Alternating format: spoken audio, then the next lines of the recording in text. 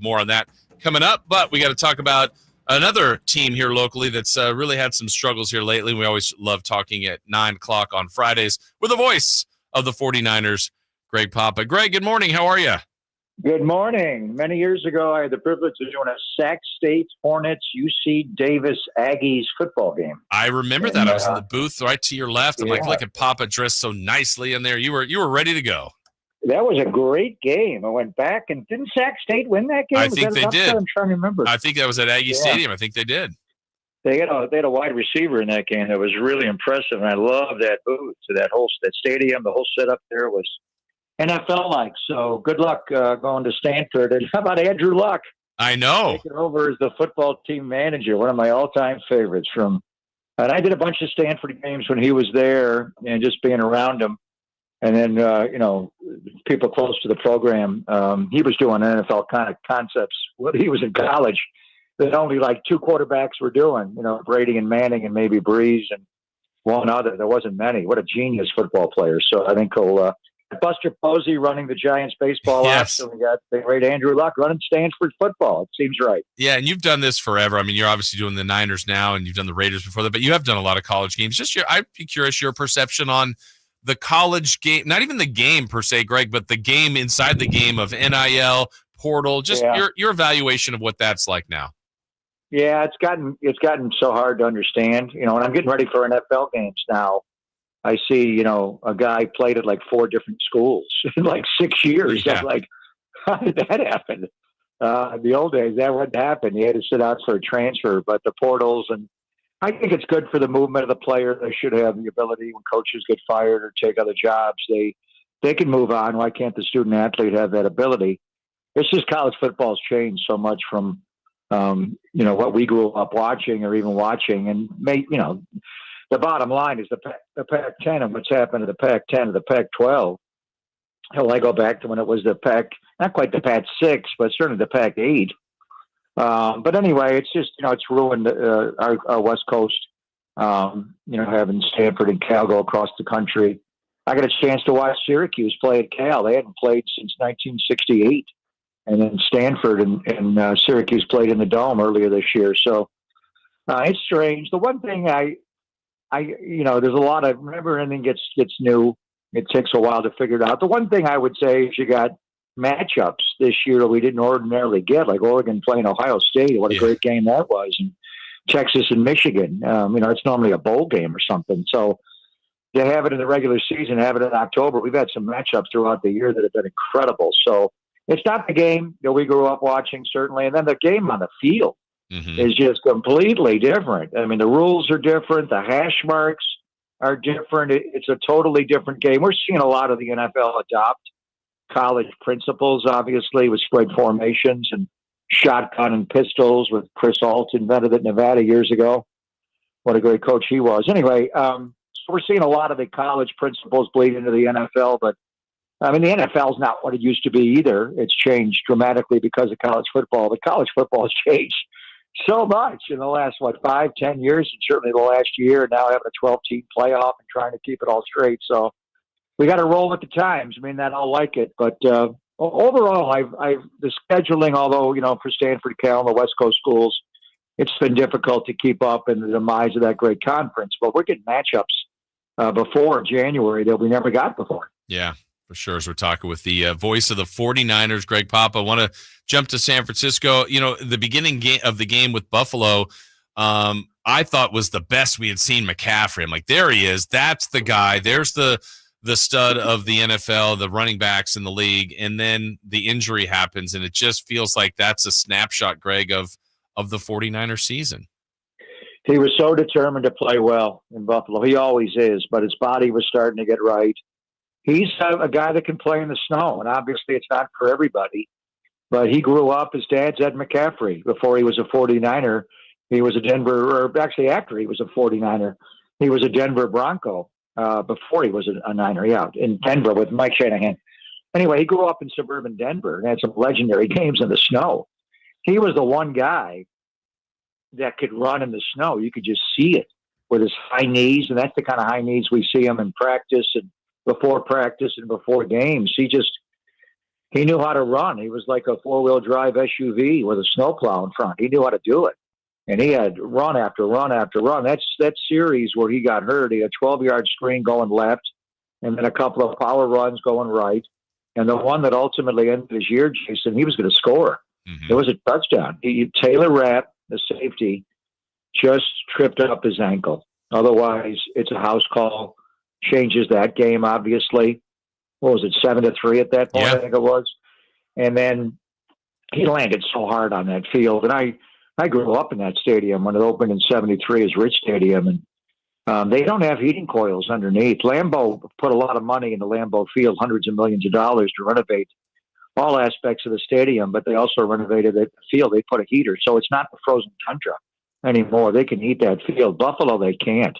They took the crown out of it. It used to be a huge crown in the middle for drainage. They took that out, but there's no heating coils. So it's hard as a rock. And I went to a Sabres game on Black Friday. It was like being at KeyBank Arena watching the Sabres play on ice. It was, so when his knee hit that ground, there was no give, and it was done. You know, you could tell right away he jogged off, and he was out a couple of plays. They ran 18 toss going to the right, and saddest thing, he took 2 steps and just went into a slide, gave up. And it was just, whoa, what happened? So I think that's, you know, why the Niners 5-7. He scored 21 touchdowns last year. He scored none this year. Brandon Ayuk scored 7 touchdowns last year and had so many big plays.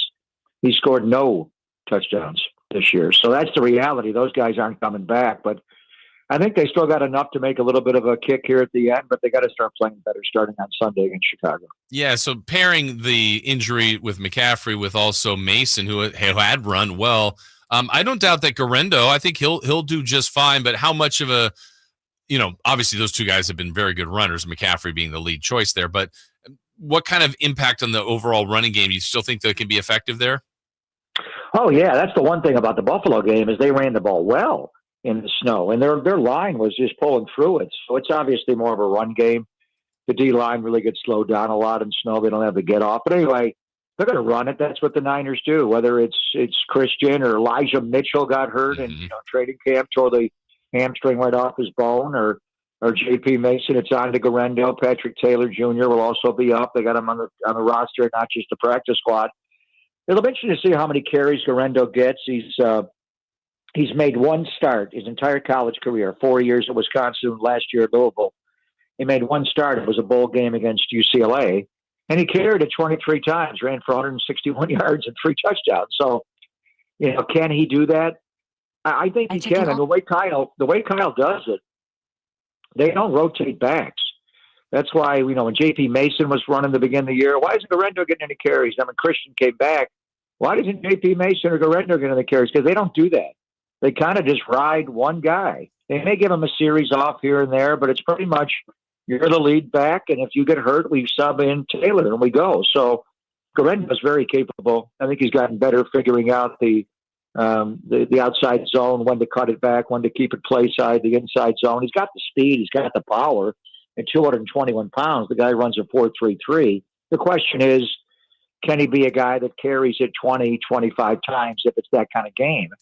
And I think that's what they're going to do. He carried it 14 times against Dallas, I think it was, and 10 against Seattle when he got some carries early in the year when J.P. Mason hurt his shoulder. So he is fully capable. The question is, you know, how long can he go for? How many totes can he give you?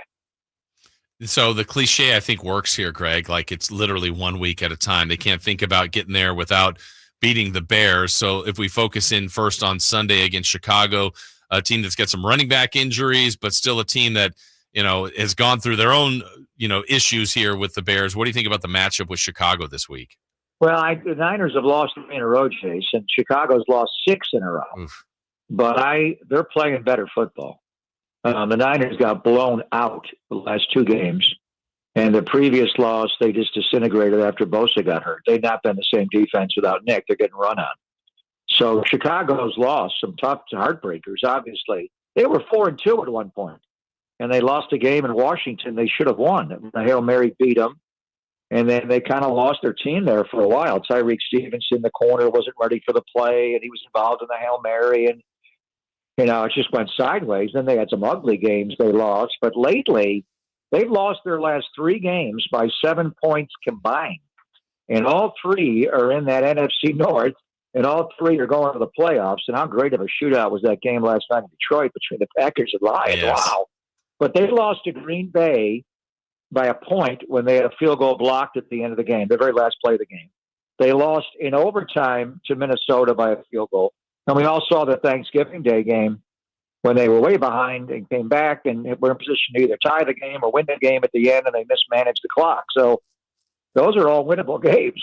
So they're 4-2. You know, how many of those games should they flip? They were 4-2, and now they're 4-8. You know, so how many of those games should be wins and not L's? But they're playing better. But the Niners can run on them. The Niners have got to get back to playing better. Chicago's got these three great wide receivers, headlined by Keenan Allen and DJ Moore. And the quarterback, he gets sacked a lot, Caleb, but he doesn't turn the ball over, which is interesting. They got Cole Kmet. You mentioned the running backs, but they still have DeAndre Swift. They're good, and their defense is the number one defense in the NFL inside the red zone. And we know the Niners are having a hard time inside the red zone, especially minus CMC. So it's good to be home. Actually practiced this week. You know, a lot of guys were wearing shorts and T-shirts. It was like, yeah, it's good to be back in California and get out of the frozen tundra and the polar vortex that is Green Bay and Buffalo, my hometown. But they got to win this game on Sunday.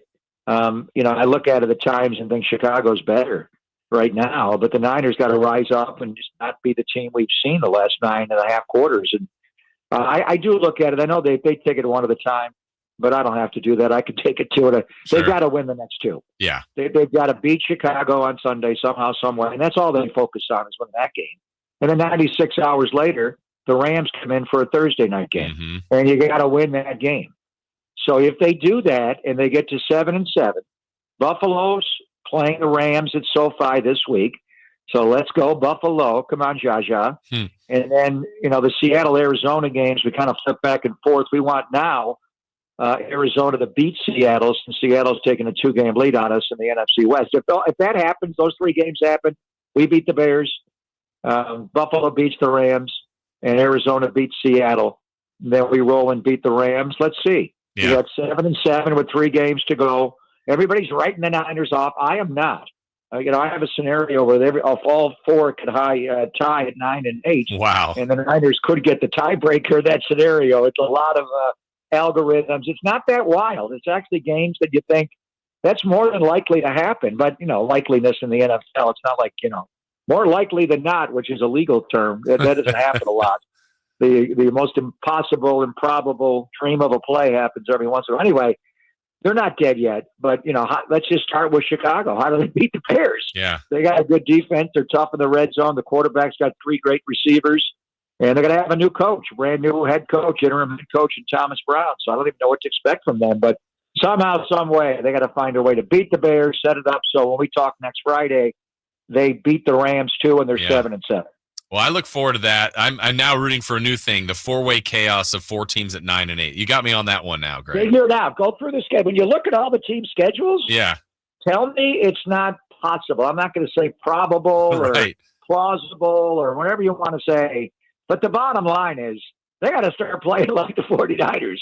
They can't give up 200 yards rushing and 100 yards in each half and get trampled. They got to tackle DeAndre Swift, and they got to force some turnovers. They got to stop turning the ball over. They got to be like the team we saw play that third quarter against Dallas going into the bye week. Where's that team then? Yeah. Wow. All right. They've been hurt. That's the problem. They're all hurt. For sure. Well, Greg, have a great call this week. And like we said, next week when we talk to you, we'll not only be able to talk about the Bears game, but the Rams game from Thursday night. So we look forward to it. Have a great week, and we'll talk to you next week. Next Friday, I'll be sipping a 7-7, and the Niners better be 7-7. Otherwise, we're guzzling. We're guzzling 7-7. There you go. Thank you, Greg. Thanks, Jason. All right, be good. All right, that's Greg Papa joining us here. Always enjoy talking to him, and he's right. There's still an avenue, but they got to worry about the Bears first and foremost coming up on Sunday. All right, we will take the break here. When we come back, more NFL matchups.